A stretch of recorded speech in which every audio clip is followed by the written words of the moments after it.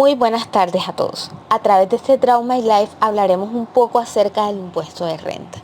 Mi grupo está conformado por Melissa Angulo, Melvin Castillo, Doris Dávila, Camilo Leal y mi persona Kelly Vesca. Entonces, empecemos. ¿Qué es el impuesto sobre la renta? Es el impuesto que se genera cuando la suma de los ingresos de una persona produce un incremento en su patrimonio a lo largo de un año. Es un impuesto de cobertura nacional, es decir, en todo el país. Y puede recaer sobre los ingresos de las personas tanto naturales como jurídicas. Pero, ¿cómo nace este impuesto? ¿En dónde surge? Remontémonos por allá a comienzos de 1798 en Europa, cuando el Reino Unido era la única potencia que seguía en guerra contra la Francia revolucionaria de Napoleón Bonaparte. Fue así la respuesta a un momento de emergencia, pues para afrontar los enormes costes que esto suponía, el primer ministro británico de la época, un señor de nombre William Pitt, buscó la manera de captar más ingresos para sufragar el gasto militar y así poder cambiar el curso de la guerra. Es entonces en noviembre de 1797 cuando William Pitt manifestó su intención de triplicar la recaudación de los años anteriores, gravando los bienes suntuarios, posesiones tales como los caballos, los carruajes, los relojes, entre otras. El primer ministro estaba más que convencido de que la necesidad de defenderse frente al enemigo francés sería razón más que suficiente para justificar el impuesto. Sin embargo, se encontró con una firme oposición en el Parlamento. A pesar de todo esto, la apelación al patriotismo y a los riesgos que conllevaría la bancarrota logró la aprobación del conocido como triple gravamen, un 12 de enero de 1798 para ser más exactos. Esto en cuanto a su origen universal, pero ¿y en Colombia cómo surgió este impuesto? Desde los inicios mismos de la independencia, bajo el gobierno de Francisco de Paula Santander, existió el deseo de implantar la tributación directa en Colombia. Habíamos heredado de los tiempos coloniales una multitud de tributos, muchos de ellos ineficientes y casi todos regresivos. Y en la mente de varios de los fundadores de la República había el propósito de establecer un tributo más equitativo de carácter directo. Es así como la ocasión se presentó durante el Congreso Constituyente de Cúcuta del año 1821, el cual, mediante la Ley 30 de aquel año, estableció el primer impuesto a la renta de la historia de Colombia. Este primer impuesto a la renta que existió en Colombia consistió en una tributación del 10% anual sobre los ingresos producidos por la tierra y el capital, y del 2 al 3% sobre los ingresos personales, como los salarios gubernamentales, según su monto. Fue, pues, una típica contribución de carácter cedular, que sin embargo no tuvo mucho éxito, toda vez que su aplicación fue efímera por dificultades en la información que disponía el Estado para recaudar eficientemente este tributo, además de las continuas guerras civiles y oposición a este tributo. De todas maneras, resta como un testimonio de gran importancia histórica a favor de la tributación directa en Colombia. Ahora bien, ¿cuándo hablamos de ingresos susceptibles de ganancia para el impuesto de renta? El impuesto sobre la renta grava todos los ingresos que obtenga un contribuyente en el año, que sean susceptibles de producir incremento neto del patrimonio en el momento de su percepción, siempre que no hayan sido expresamente exceptuados y considerando los costos y gastos en que se incurre para producirlos. Las ganancias ocasionales son todos aquellos ingresos que se generan en actividades esporádicas o extraordinarias. Se obtienen por el acontecimiento de determinados hechos que no hacen parte de la actividad cotidiana o regular del contribuyente, por el azar o por la mera liberalidad de las personas, salvo cuando hayan sido taxativamente señalados como no constitutivos de renta ni de ganancia ocasional. En síntesis, el impuesto de renta es un impuesto creado con el objetivo de gravar los ingresos generados tanto por personas naturales como jurídicas, teniendo en cuenta que dichos ingresos son susceptibles de generar riqueza, es decir, permiten capitalizarse. Por otro lado, podemos encontrar las rentas exentas. Estas son un tipo de ingreso que tiene la particularidad de ser un ingreso en formato fiscal. No están obligadas al impuesto de renta y complementarios, ya que la ley les ha otorgado el beneficio de hipotecarse en cero.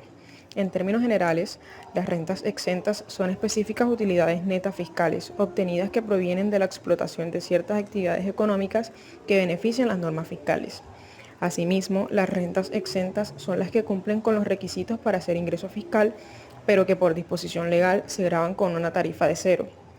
Estas obedecen en varios casos a decisiones de política fiscal, orientadas a fomentar el desarrollo de una actividad económica de una región.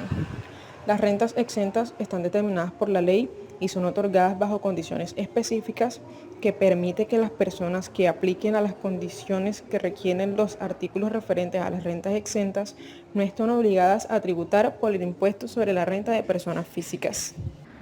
¿Y quiénes son los sujetos del impuesto de renta? Bueno, como personas naturales debe cumplir al menos con los siguientes requisitos. El primero es respecto al nivel de ingresos. Si alguien recibe durante el año inmediatamente anterior ingresos superiores a 49.850.000 pesos o que correspondan a 1.400 VT.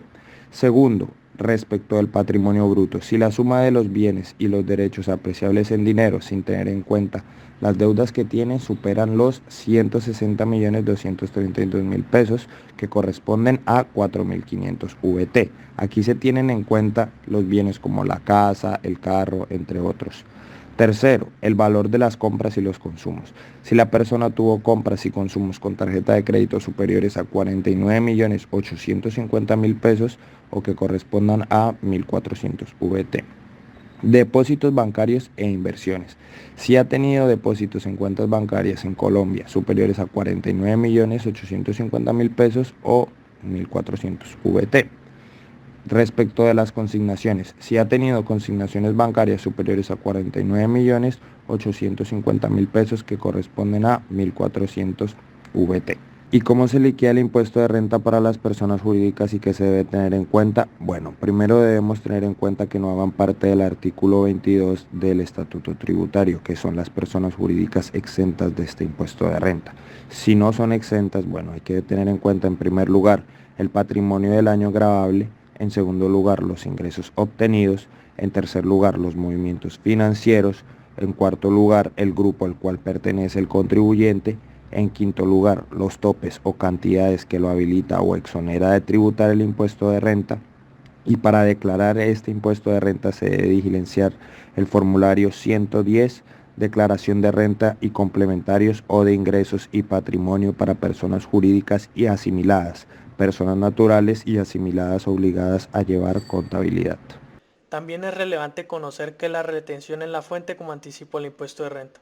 La retención en la fuente se entiende como el mecanismo por medio del cual la nación y los municipios, como sujetos activos, aseguran parte de la obligación tributaria del contribuyente de manera anticipada. La retención en la fuente se toma como un anticipo, puesto que por sí mismo no es un impuesto. Los porcentajes y actividades que debe entregar dicho anticipo están establecidos en el Estatuto Tributario.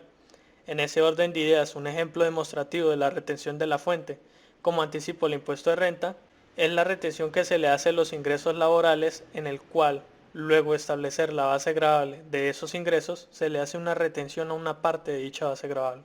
Esta es la retención en la fuente, que luego al hacer la declaración de renta, esta retención se debe descontar o restar al saldo de pago del impuesto de renta. La retención en la fuente es un anticipo, pues así está estipulado en el artículo 365 del Estatuto Tributario, donde queda claro que la retención en la fuente es la forma en la cual la nación facilita, acelera y asegura el recaudo del impuesto de renta. De igual forma, los artículos 383 al 404 del Estatuto Tributario establece cuáles son los conceptos que tienen retención en la fuente. Teniendo claro lo mencionado anteriormente, ahora hablaremos en cuanto a los fenómenos que podemos encontrar para las personas que no son declarantes de renta. Primeramente, la legislación tributaria colombiana contempla que a pesar de que por regla general, tanto personas naturales como jurídicas deben contribuir al impuesto de renta, no obstante, existen excepciones, dado que la persona natural que no genere la suficiente renta no debe contribuir, al no tener la capacidad de pago. De la misma manera sucede con algunas entidades o personas jurídicas que no son contribuyentes del impuesto de renta y complementarios, por tanto no tienen ninguna obligación sustancial respecto a este impuesto. Es así que debemos remitirnos a los artículos 19, 22 y 23 del Estatuto Tributario, haciendo la salvedad con respecto al artículo 19, dado que si bien no contribuyen, por regla general sí son entidades contribuyentes y deben declarar. Sin embargo, al pertenecer al régimen especial del impuesto de renta, es decir, que en algunos casos y con el previo cumplimiento de ciertos requisitos no tendrían obligación de contribuir, tales como que estén legalmente constituidas, que su objeto social sea de interés general en una o varias de las actividades meritorias establecidas en el artículo 359 del presente estatuto, a las cuales debe tener acceso la comunidad. Es decir, que tengan referencia a la educación, la salud, cultura, ciencia, tecnología e innovación. Asimismo, que en ningún momento sus aportes sean reembolsados ni sus excedentes distribuidos bajo ninguna modalidad, ni durante su existencia, ni en su disolución y liquidación, de acuerdo con el artículo 356, numeral 1 y 2 y el artículo 358 del Estatuto Tributario.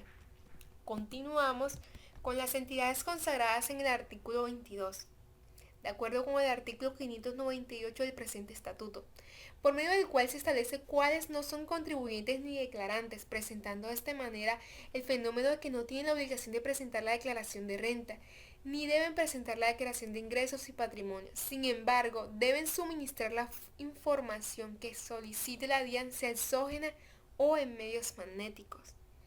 Tales entidades serían, por ejemplo, la Nación, las entidades territoriales, las corporaciones autónomas regionales y de desarrollo sostenible, las áreas metropolitanas, la Sociedad Nacional de Cruz Roja Colombiana, las asociaciones de padres de familia, las asociaciones de exalumnos, los resguardos y cabildos indígenas, ni la propiedad colectiva de las comunidades negras conforme a la Ley 70 del 93, entre otros. Así como lo constataron en el artículo 23, numeral 1 y 2 del Estatuto Tributario, modificado por la Ley 2010 del 2019, es decir, fondos de capital privado, de inversión colectiva y los de pensiones y cesantías. Por último, con respecto a las entidades no contribuyentes, pero declarantes consagradas en el artículo 23, se evidencia el fenómeno de que deben garantizar la declaración de ingresos y patrimonio. A su vez, deberán garantizar la transparencia en la gestión de sus recursos y en el desarrollo de su actividad. Es por ello que la DIAN podrá ejercer la fiscalización sobre dichas entidades, así como el solicitar la información que considere pertinente. Dado lo anterior, tales entidades serían los sindicatos, las asociaciones gremiales, los fondos de empleados, las iglesias, los partidos políticos, las asociaciones y federaciones de departamentos y de municipios, las entidades de alcohólicos anónimos, los establecimientos públicos y en general cualquier establecimiento oficial descentralizado, siempre y cuando no se señale en la ley de otra manera.